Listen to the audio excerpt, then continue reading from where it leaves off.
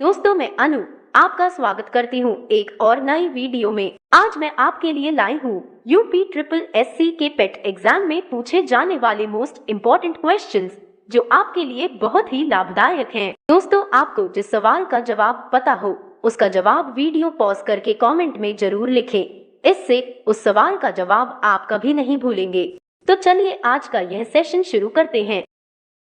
आपका पहला सवाल है, भारतीय संविधान के किस अनुच्छेद में विभिन्न राज्यों से संबंधित विशिष्ट प्रावधान का उल्लेख है? सही जवाब है अनुच्छेद 371। अगला सवाल है, निम्न में से कौन सा एक भारतीय संविधान का दर्शन नहीं है? सही जवाब है ऑप्शन डी, साम्यवादी राज्य। अगला सवाल है, संविधान के किस अनुच्छेद के अंतर्गत नागालैंड राज्य के संबंध में विशेष उपबंधों का प्रावधान किया गया है? सही जवाब है अनुच्छेद 371 का। अगला सवाल है, भारतीय संविधान में समानता का अधिकार किन 5 अनुच्छेदों द्वारा प्रदान किया गया है? सही जवाब है ऑप्शन सी, अनुच्छेद 14 से 18। अगला सवाल है, संविधान के किस अनुच्छेद में धन विधेयक की परिभाषा दी गई है? सही जवाब है अनुच्छेद 110। अगला सवाल है, रेगुलेटिंग एक्ट कब पारित किया गया? इसका सही जवाब है 1773 में। रेगुलेटिंग एक्ट का उद्देश्य भारत में ईस्ट इंडिया कंपनी की गतिविधियों को ब्रिटिश सरकार की निगरानी में लाना था। इस अधिनियम को 1773 में ब्रिटिश संसद ने पास किया तथा 1774 में इसे लागू किया गया।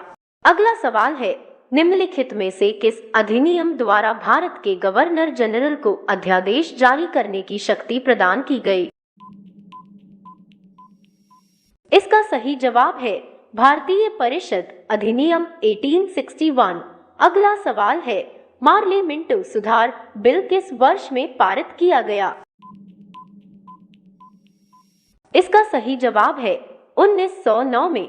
अगला सवाल है, भारत के गवर्नर जनरल को किस एक्ट के द्वारा अपनी समिति के निर्णयों को अस्वीकार करने का अधिकार मिला?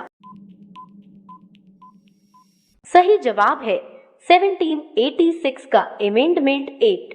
अगला सवाल है, भारतीयों को वर्ष 1947 में सार्वभौम सत्ता सौंपने की योजना निम्न में से किस नाम से जानी गई? सही जवाब है माउंटबेटन योजना। अगला सवाल है, अखिल भारतीय महासंघ स्थापित करने का प्रावधान शामिल किया गया था? सही जवाब है भारत सरकार अधिनियम 1935 में। अगला सवाल है, भारत में मंत्रिपरिषद किसके प्रति उत्तरदायी होती है? इसका सही जवाब है विधायिका के प्रति।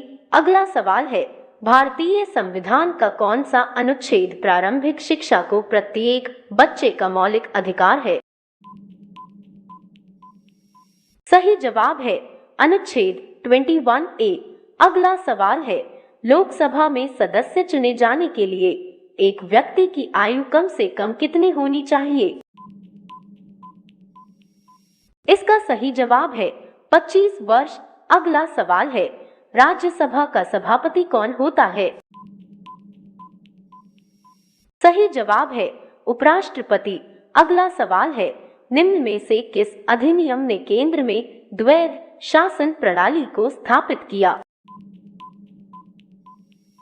सही जवाब है भारत शासन अधिनियम 1935। अगला सवाल है, कैबिनेट मिशन योजना के विषय में कौन सा सही नहीं है? सही जवाब है पाकिस्तान की स्वीकृति। अगला सवाल है, 1946 का कैबिनेट मिशन 3 मंत्रियों में गठित था। निम्नलिखित में से कौन इसका सदस्य नहीं था? सही जवाब है लॉर्ड एमरी। अगला सवाल है, भारत के संविधान का निम्नलिखित में से कौन सा अनुच्छेद प्रेस की स्वतंत्रता से संबंधित है? सही जवाब है अनुच्छेद 19। अगला सवाल है, संविधान के किस अनुच्छेद में धन विधेयक की परिभाषा दी गई है? सही जवाब है अनुच्छेद 110। अगला सवाल है, नीति निर्देशक सिद्धांतों के निम्नलिखित अनुच्छेदों में से कौन सा अंतर्राष्ट्रीय शांति और सुरक्षा के संवर्धन से संबंधित है? सही जवाब है अनुच्छेद 51। अगला सवाल है, संविधान के किस अनुच्छेद में सर्वोच्च न्यायालय के न्यायाधीश पर महाभियोग चलाए जाने का प्रावधान है? सही जवाब है अनुच्छेद 124। अगला सवाल है, राष्ट्रपति सर्वोच्च न्यायालय से संविधान के किस अनुच्छेद के अंतर्गत परामर्श ले सकता है? सही जवाब है अनुच्छेद 143। अगला सवाल है, अनुच्छेद 19 में वर्णित स्वतंत्रताएं निम्नलिखित में से किसको प्राप्त हैं? सही जवाब है केवल भारतीय नागरिकों को। अगला सवाल है, भारतीय संविधान का अनुच्छेद 21 निम्नलिखित में से किसके विरुद्ध संरक्षण प्रदान करता है? सही जवाब है कार्यपालिका तथा विधायिका दोनों के विरुद्ध। दोस्तों, वीडियो अच्छा लगा हो तो लाइक जरूर करें ताकि आपकी अनु आपके लिए ऐसे ही अच्छे वीडियोज लाती रहे। साथ ही अगर कोई कमी रह गई हो तो कमेंट में जरूर बताएं और सब्सक्राइब करना तो बिल्कुल भी मत भूलें।